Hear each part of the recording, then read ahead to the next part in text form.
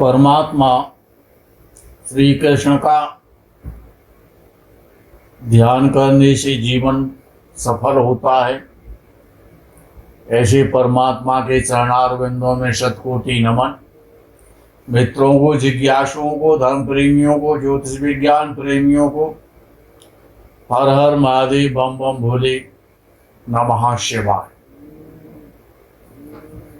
मित्रों,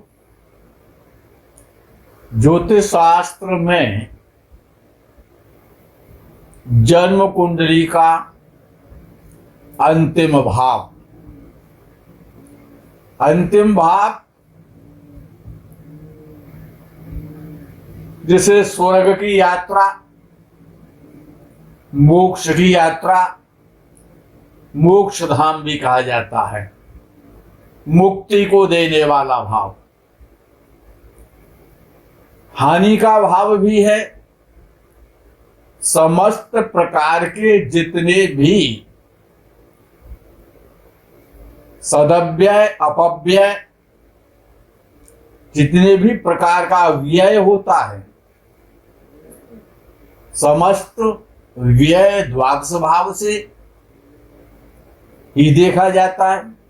विदेश का भाव है, विदेश यात्रा का भाव है, अति रहस्यात्मक भाव है, रहस्यवाद भी उसमें छिपा हुआ है। गूढ़ विद्या,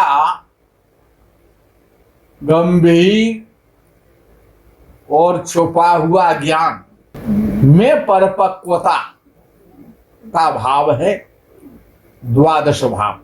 जब द्वादश भाव में बृहस्पति बैठा होता है, ज्योतिष शास्त्र के आधार पर यदि बृहस्पति शुभ स्थिति में है तो मोक्ष की प्राप्ति निश्चित हो जाती है। हानियां, संसार में जितने प्रकार की व्यक्ति हानि करता है, और चोरियां, चोरी हो जाना, धन का गुम हो जाना, धन का अपहृत हो जाना, द्वितीयेश, एकादशेश और द्वादशेश पीड़ित हो, षष्ठेश, अष्टमेश और द्वादश के कारण, द्वादशेश के कारण सम्मान और धन की हानि तो होना स्वाभाविक ही है। बहुत सारा व्यय, अत्याधिक व्यय, धन का दुरुपयोग, क्योंकि ये व्यय भाव है। अच्छा व्यय हो या बुरा व्यय हो, देखा तो व्यय भाव से ही जाएगा। यदि द्वादशेश शुभ वर्गों में हो, शुभ स्थिति में हो, तो धन अच्छे कार्यों में, सम्माननीय कार्यों में व्यय होगा। यदि अशुभ स्थिति में हो व्यय भाव व्ययेश, तो धन का व्यय, धन का खर्चा मदिरा में होगा, स्त्रियों में होगा, अनैतिक इच्छाओं की पूर्ति करने में होगा, जुआ खेलने में होगा, सट्टा खेलने में होगा, गलत प्रकार से व्यय होगा। धन का तो व्यय होगा, लेकिन गलत माध्यम से होगा, गलत कार्यों में होगा। यदि शुभ ग्रहों से दृष्ट हो व्ययेश और व्यय भाव, तो जातक की इच्छा के अनुरूप उसका पिता उसकी हमेशा सहायता करता है। संपूर्ण धन का अपहरण, सर्वस्व अपहरण, दूसरे की संपत्ति का छल से अपहरण, छल से दूसरे की संपत्ति झूठ बोल के, उल्लू बना के, बेवकूफ बना करके अपहरण दूसरे की संपत्ति का कैसे किया जाएगा, ये व्ययेश ही बताएगा। द्वादश भाव का स्वामी दूसरे की संपत्ति का अपहरण कराता है। द्वादशेष की, यानी द्वादश भाव का स्वामी द्वादशेष कहलाता है। द्वादश भाव का स्वामी द्वादशेष अशुभ ग्रहों के साथ बैठा हो या अशुभ ग्रहों से देखा जाता हो तो दूसरे की संपत्ति का जातक छल के द्वारा, प्रपंच के द्वारा, पाखंड के द्वारा और हरण अवश्य करेगा। धोखेबाजी से और धन की दुरुपयोगता की प्रवृत्ति उसमें रहती है, धन का दुरुपयोग करेगा।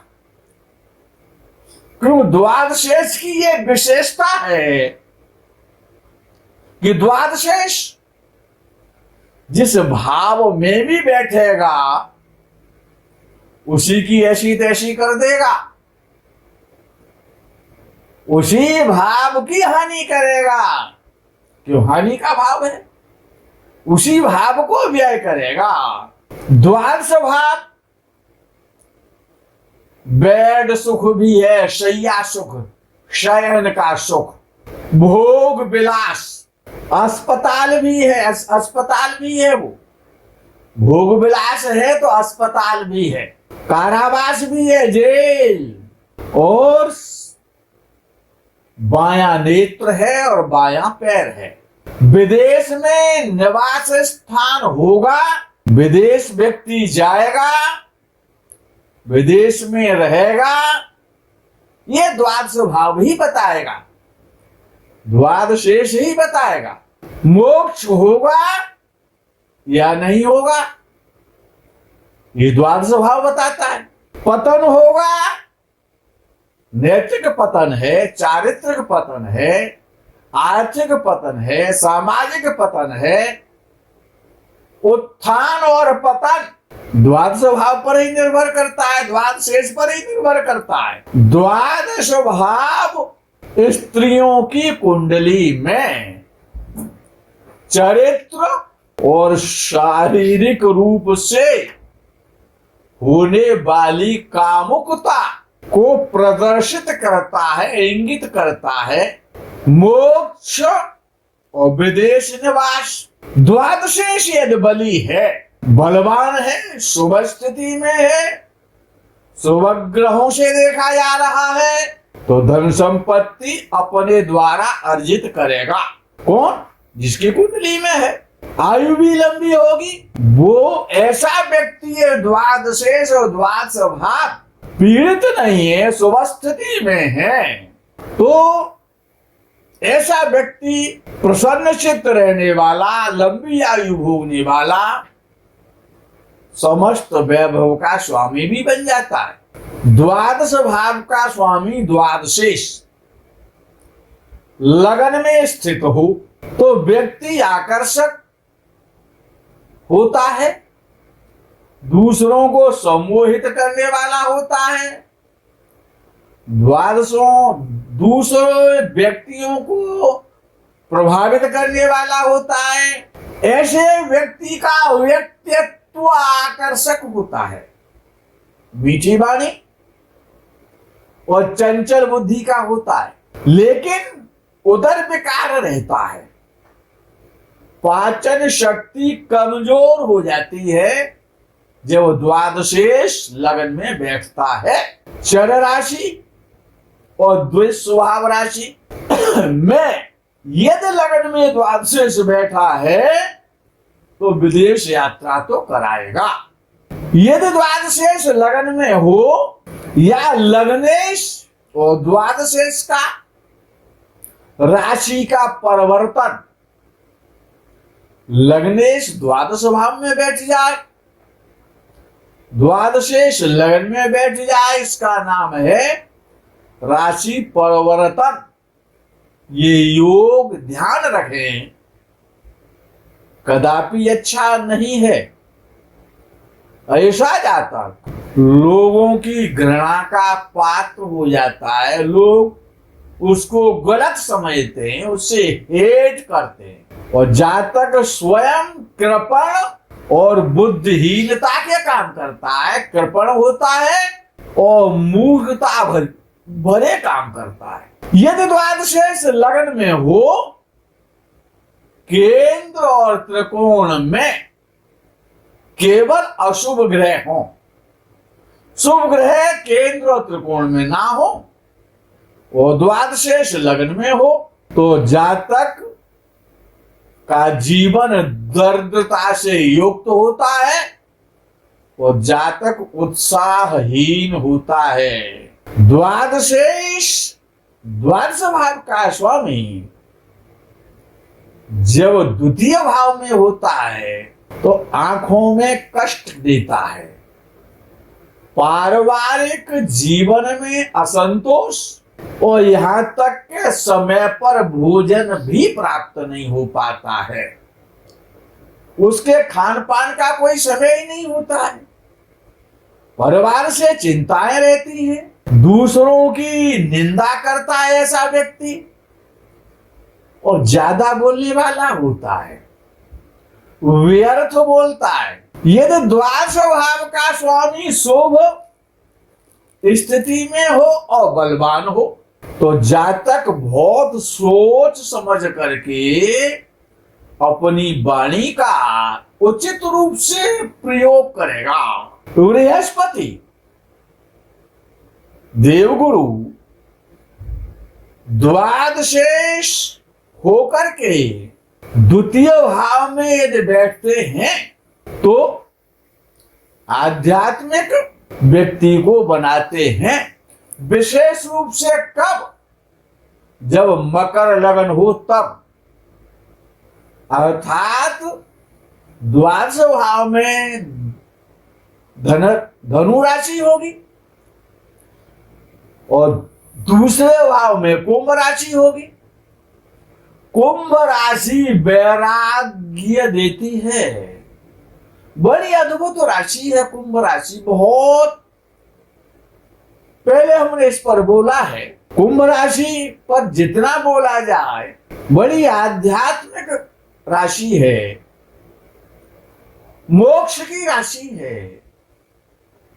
और दूसरे भाव का स्वामी यदि तीसरे भाव में बैठे लगन से तो ये निश्चित है कि कानों में समस्या पैदा करेगा, कानों को रोक दे सकता है, कानों में प्रॉब्लम हो सकती है, कान टेढ़े मेढ़े हो सकते हैं, कान छोटे हो सकते हैं, कोई सा भी कारण बन सकता है, कर्ण संबंधी समस्याएं पैदा करेगा। द्वादश भाव का स्वामी लगन से तीसरे भाव में बैठेगा तो छोटे भाई बहनों के लिए शुभ नहीं होता है, असक्षम लेखक बनाता है, कायर और भीरू बनाता है, डरपोक बना देता है। अर्थात द्वादशेष का लगन से तीसरे भाव में बैठना उचित नहीं है। यदि द्वादश भाव का स्वामी सुख भाव में, चतुर्थ भाव में यदि बैठता है तो मानसिक चिंताएं भी देगा और माता के लिए तो कदापि अच्छा नहीं है। माता और मातृभूमि, जन्मभूमि, जन्म स्थान के लिए खराब परिणाम देगा। घर के लिए, वाहन के लिए, सुख के लिए, संपत्ति के लिए द्वादशेष चतुर्थ भाव में कदापि अच्छा नहीं है। सगे संबंधियों से भी संबंध बिगाड़वा देता है, अच्छा घर भी नहीं देता, घर का टेंशन देता है, वाहन, भूमि, भवन, इन सब में परेशानियां उत्पन्न करेगा। यदि द्वादश भाव का स्वामी पंचम भाव में स्वतः स्थान में यदि बैठता है तो धार्मिक सोच वाला बनाएगा, तीर्थ यात्राएं कराएगा, लेकिन संतान प्राप्ति में बाधक है, संतान से समस्याएं भी उत्पन्न होंगी। अर्थात द्वादशेष धार्मिक दृष्टि से, आध्यात्मिक दृष्टि से, पारलौकिक दृष्टि से तो अच्छा है पंचम भाव में, लेकिन संतान के लिए कष्टकारी है। और यदि वही द्वादशेष यदि षष्ठ भाव में बैठता है, इससे बढ़िया कोई योग नहीं है। जब द्वादश भाव का स्वामी लगन से षष्ठ भाव में बैठता है तो विपरीत राजयोग का निर्माण हो जाता है। जातक महान धनी, वैभवशाली, ऐश्वर्यशाली, सुंदर स्वास्थ्य, शक्तिशाली, आकर्षक और शत्रुओं पर विजय प्राप्त करने वाला होता है। भूमि, भवन, वाहन, इन सभी का शुभ जातक को प्रचुर मात्रा में प्राप्त होगा। वो यदि वही द्वादश भाव का स्वामी द्वादशीश जब सप्तम भाव में बैठता है तो वैवाहिक जीवन में समस्याएं उत्पन्न करेगा, कमजोर स्वास्थ्य देगा, शरीर भी कमजोर होगा, शिक्षा में भी बाधाएं उत्पन्न करेगा। भूमि, भवन, वाहन, पत्नी, सबका व्यापार से लेकर के सब क्षेत्रों में परेशानी करेगा। यदि द्वादश भाव का स्वामी जब लगन से सप्तम भाव में बैठेगा। और यदि द्वादश भाव का स्वामी भाग्यवशात अष्टम भाव में बैठ जाए तो बहुत श्रेष्ठ स्थिति है, अत्युत्तम योग है, विपरीत राजयोग ये भी है। धनवान बनाएगा, बड़ी ख्याति देगा, प्रसिद्धि बनाएगा, मधुर भाषी, नम्रता वाला, आचारवान, शिष्टाचारवान, आचारशील। वो यदि वही द्वार से उच्च का होकर के अष्टम भाव में यदि बैठे और भाग्यवशात द्वादश भाव का स्वामी शनि हो और वो अष्टम भाव में बैठ जाए, पहली बात तो उसने विपरीत राजयोग बना दिया और जातक जन्म से ही उच्च आध्यात्मिक गुणों वाला होगा और काफी बहुत कुछ गुप्त विद्याएं भी जानता होगा। बहुत श्रेष्ठ योग है। द्वादश भाव का स्वामी भाग्य स्थान में नवम भाव में बैठता है तो बताता है कि निवास विदेश में होगा, विदेश में समृद्धि होगी, विदेश में धन होगा। लेकिन पिता के लिए अच्छा नहीं है, क्यों? नवम भाव भाग्य स्थान पिता का भी घर है, कोई आध्यात्मिक विद्या उसको प्राप्त नहीं होगी। जातक मित्रों, भार्या और गुरु से भी चिंतित रहेगा, उनको भी कम पसंद करेगा, लेकिन ईमानदार होगा, दयालु होगा और बड़े दिल वाला होगा। यदि द्वादश भाव का स्वामी दशम भाव में कर्म स्थान में यदि व्यवस्थित है, पुत्रों से आनंद ही आनंद होगा। पुत्र बहुत अच्छे होते हैं जब द्वादश भाव का स्वामी दशम भाव में बैठता है। पुत्रों के द्वारा प्रसिद्धि होती है, पुत्रों के द्वारा जीवन सफल हो जाता है। सुपुत्र होते हैं, कुपुत्र नहीं होते हैं।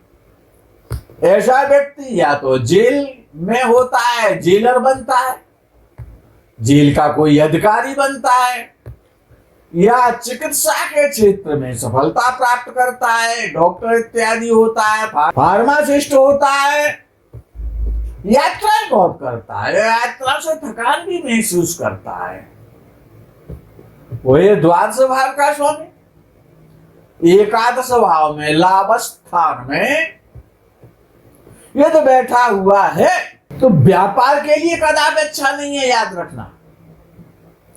ऐसे व्यक्ति का व्यापार अस्थायी रहता है, कभी घना, कभी मुट्ठी भर चना, कभी उसको भी मना। व्यापार अस्थिर स्थिति में रहता है जब द्वादश भाव का स्वामी एकादश भाव में बैठता है। भाइयों से समस्याएं पैदा होती हैं। लेकिन यदि वो रत्नों का व्यापार करता है, जवाहरात का यदि व्यापार करता है, क्यों ऐसा व्यक्ति रत्न पहनने का तो शौकीन होता है, वस्त्र धारण करने का शौकीन होता है, लेकिन और जवाहरात के व्यापार से ऐसा व्यक्ति धनी बन जाता है। यदि द्वादश भाव का स्वामी द्वादश भाव में बैठे तब क्या होगा? तो शयन का सुख देगा। शुभ होकर के बैठे, द्वादश भाव में बैठे, विदेश में निवास कराएगा, स्थायी निवास कराएगा। यदि द्वादश स्वराशि में हो, द्वादश भाव में हो और शुभ ग्रह हो, तो मृत्यु के उपरांत सदगति प्राप्त तो करा ही देगा। मोक्ष धाम, स्वर्ग धाम, वैकुंठ धाम तो मिलना ही मिलना है। बृहस्पति यदि इस भाव में शुभ स्थिति में, उच्च राशि में, स्वराशि में, मूल त्रिकोण राशि में, या तो लिखा गया है कि मित्र राशि में यदि बैठा है तो निश्चित है कि जातक वैकुंठ धाम को जाएगा। लग्नेश द्वादश भाव में हो और केंद्र त्रिकोण में कोई शुभ ग्रह ना हो तो जातक का जीवन कष्टपूर्ण होता है और आर्थिक समस्याएं बनी रहती हैं। मित्रों, आज का द्वादश भाव का विषय यही विराम करते हैं। आगे के प्रकरण का आप इंतजार करें। तब तक के लिए हर हर महादेव, बम बम भोले, नमः शिवाय, जय गो माता की।